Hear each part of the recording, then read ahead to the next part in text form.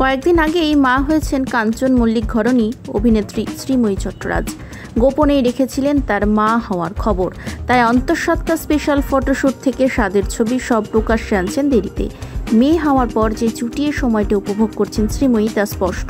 অভিনেত্রীর প্রত্যেকটা পোস্টেই তা বোঝা যাচ্ছে।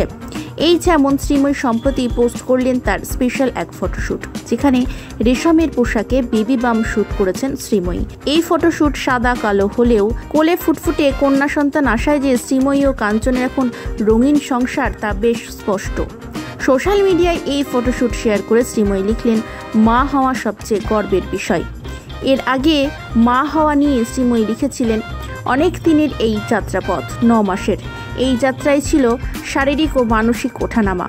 এই যাত্রায় ছোট্ট একটা প্রাণ লাথি মারছিল আমার ভেতর, যা কিনা আশীর্বাদের মতো। অবশেষে অনেক অপেক্ষার পর আমার পরি এলো, আর তাকে দেখার পরেই আমার সমস্ত যন্ত্রণা, এতদিনের সব অনুভূতি সত্যি সার্থক হলো। অন্যদিকে ছোট্ট কন্যার বাবা হওয়ার পর কাঞ্চন জানিয়েছিলেন ইনস্টাগ্রাম পোস্টে, আমরা এখন 3 সদস্যের পরিবার এবং নতুন সদস্যের নাম কৃষভি।